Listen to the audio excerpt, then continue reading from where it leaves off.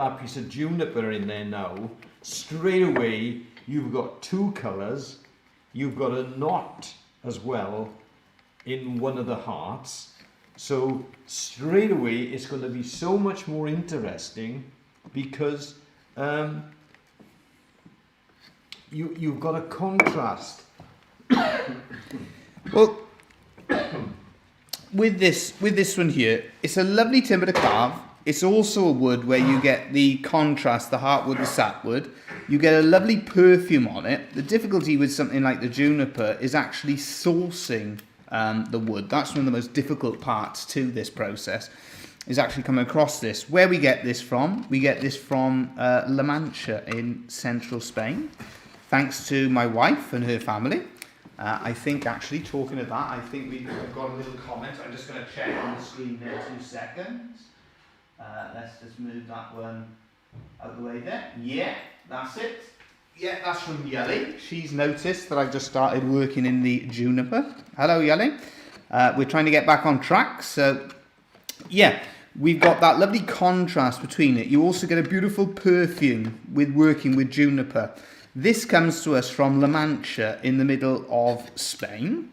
It's from my father-in-law's town.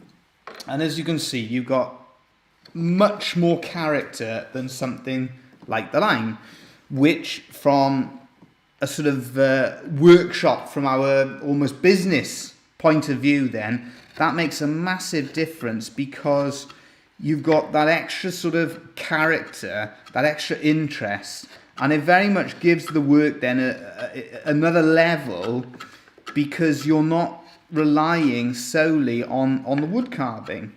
In terms of it then as a wood to work with, a wood to carve, it's relatively straightforward. So it's just a more all-round, it's a really well-rounded sort of timber to work in.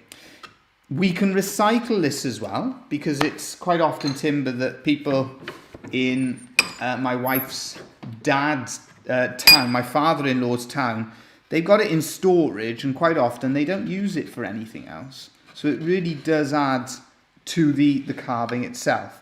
And that's basically the message that we're sort of getting across, is if you're carving, trying to get a positive message, it's not really a criticism of working in line, that's not what we're getting at. And it's not really a negative thing of carving line. It's just if you're finding yourself in a little bit of a rut, or you're looking to change what you're doing a little bit, one way you can go about that is by trying different woods. And that then, it can make the job of wood carving, it can make it more interesting for yourself as a carver, and it can add another element, another dimension for anyone then, in terms of if they're going to buy, if you're actually doing it commercially, if you've got different coloured woods, you're sort of opening yourself up to more options and more opportunities for anybody who is interested in buying what you're doing. There we go. We've just got the stem on that one that we're working on. We just turn it round. We finish off the hearts. And the main thing with this one, you'll really see when we shellac it, you'll see that real interest. And what you will find as well, you've got to be very open-minded. There's not sort of a right or wrong with it. You'll have a situation where if we put these two on sale, our own thoughts is that contrast gives it a lot more interest, but you will have a situation where you put the two on sale side by side and the one that you go and sell is the one that you didn't expect to. But that's the nature of working with the lovesmith, that's the nature of working with woods. It's a very subjective thing. What I would say, Dave, is that the customer is always looking for something unusual. Yeah, I think so. And so that's the main thing with lime. It isn't particularly unusual. No, there's not a huge amount of interest in the wood itself. And that's often what we sell on. Is that you know it's going to be a one-off. You can't I know it's a one-off with the lime, but you'll have a certain characteristic in the juniper. I mean, you've got an order at the moment, haven't you? You're working on. Somebody's asked you for a juniper spoon, and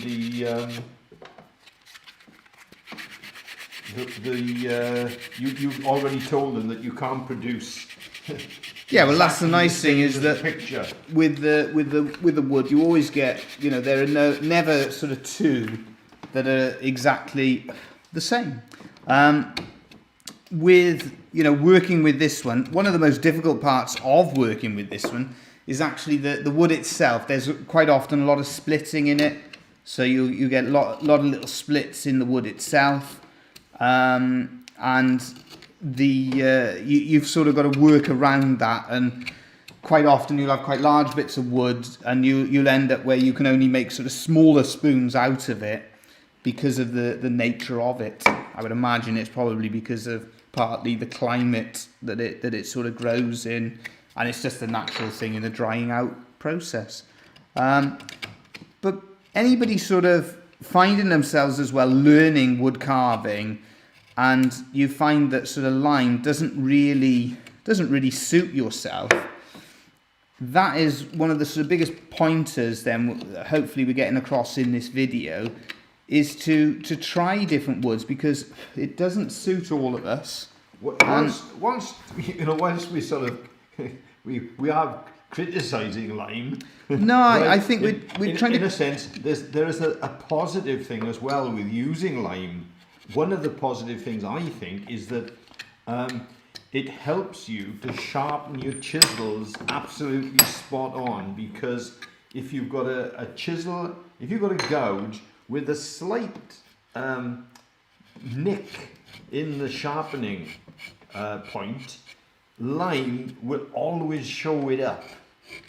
Whereas other timbers, especially oak, you can't always see if there's a slight nick in the sharpening of a chisel. You know, the colour and the character of some other timbers don't always show it. Whereas lime, you've got to get it spot on, because if you look closely, if there's the smallest flaw or nick, it'll show it up.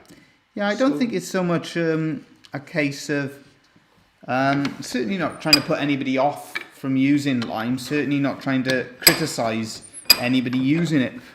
It's got its positives, but I think this is more sort of targeted towards anybody who's learning wood carving, or anybody who might actually be a bit more advanced in their wood carving and is looking to find an area that they can progress in, find something that they can do differently. What can they do to sort of stand out in the crowd, and what can you sort of do to keep your enthusiasm then? And I think if you have sort of stuck with lime because everybody says, oh, that's the wood carver's wood, yeah, don't be afraid to sort of go against the crowd, and do your own thing, really. Experiment, really, because selection of wood is very interesting, because one of the timbers that you used to carve and enjoy carving was beech. Yeah.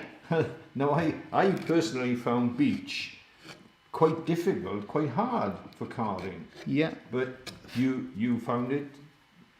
Yeah, and you change as well, because we don't have so much of the beech through now, so it's not a timber that we use very often. And this is the other thing. So for instance, over the years we've carved quite a bit of ash, but that's a timber that probably in the future we're not going to be seeing as much of, because of the situation in the UK with ash dieback. And the other thing you will find as well when it comes to wood goes in fashions. So, you know, years ago we used to have the darker woods would be very popular, as today it tends to be, you know, sort of the mid-tones and lighter tones. That tends to be what people prefer. As well as, you know, starting off carving, if you're going into love spoons in particular, I mean, it's really good to experiment with different timbers and you may find that, I mean, one particular carver, I know he used to use a lot of olive wood. Yeah. Now, I know he's sort of no longer, I don't think he's any longer carving the spoons himself. I think, you know, they've been sort of farmed out to somebody else to make. But, you know, olive wood makes a lovely, a lot of character in olive wood. So it's finding, experimenting with, that's another nice wood, is lace wood, Dave. Yeah. That gives you a nice sort of spoon. Yeah, and the wood itself, then you can, you know, that's what was sort of the message of this video. Then is the wood. It's such a broad subject. There are so many different woods out there, and different woods suit different people, and also then in different situations, different woods can add to the message and the story of what you do. But it can also give you that variety in your work as well. And that's something then to consider, as opposed to the sort of consensus at the moment, which is if you're a wood carver, use lime. That's the message then that we're sort of getting across. Now, interestingly, the juniper, similar to lime, it's not the easiest. Both of these are not the easiest timbers for finishing. I've got to do a little bit more finishing on this one because you do get a few little scratches. So I'm using a much finer sandpaper just to finish it off because there are a few lines just appearing. You're now using a little bit of sandpaper to get those scratches out. Fine, to get the scratches out, but there's another side of things where people like to see the chisel marks left. Yeah, absolutely. So, you know, there aren't any absolute rules and regulations. I'll tell you what, I'm going to swap over because what I'm going to do, I'm going to shellac this one, and that may be part of the influence as well. People ask us as well why we use shellac, sand and sealer. I'm just going to refocus that camera because I don't want the camera to get us again. People ask why do we use shellac, sand and sealer? Well, one of the reasons for that is it doesn't change the wood dramatically in colour because a lot of people oil, and the problem with oiling is that it'll change, especially on the lighter woods, it changes the colour quite a lot, as the shellac doesn't tend to change the wood, the colour of it as dramatically. It sharpens it, but it doesn't. It doesn't change it a little bit. It's not a glossy finish. That's right. So you're actually seeing the real character of the wood with the shellac. Yeah, exactly. Now I know straight away we're going to have one problem on that because I've held it on the shellac on the front, so that is going to have to be sanded back down, so that's a good start. But it's the first coat anyway, so it's got to be rubbed down. 2 coats. You can get away with 2 coats of shellac, but you need at least 2 coats and then oil it, or put 3 coats to finish it. There now you're starting to see the colour of the juniper. Yeah, you start to see that colour and character coming out in the woods. Just like so, we start to see that changing colour. It's a beautiful deep colour, almost like a purple that you get in the juniper. As I mentioned, the only bit that I don't like about shellacking the juniper is that you lose that beautiful perfume because it's got a lovely smell to it. So we just finish this one off, and that'll just give you a little idea and maybe a little bit of food for thought on the subject of wood. Do you want to consider using, if lime is your chosen wood, might it be a way to go to consider using different woods? Because as you can see, we've got the lime there and we've got the juniper. And the difference between the two, the character difference that you get between the 2 woods, is quite dramatic. So there we are. Sorry about the technical problems this week. They will all be sorted out for next week's live stream. We hope. Yeah, no, they'll be fine. That's just a situation where there were a few settings that had been adjusted on my camera after it finally came back for repairs that I didn't realise had been changed. Yeah, we'll be back again soon. We'll have another video for you as well midweek. Put in the comment section if there's anything you want us to focus on, any questions you've got. Remember, add them to the comment section of our videos, and we'd be delighted to help you out with anything. But as always, thank you again for watching. Thank you all.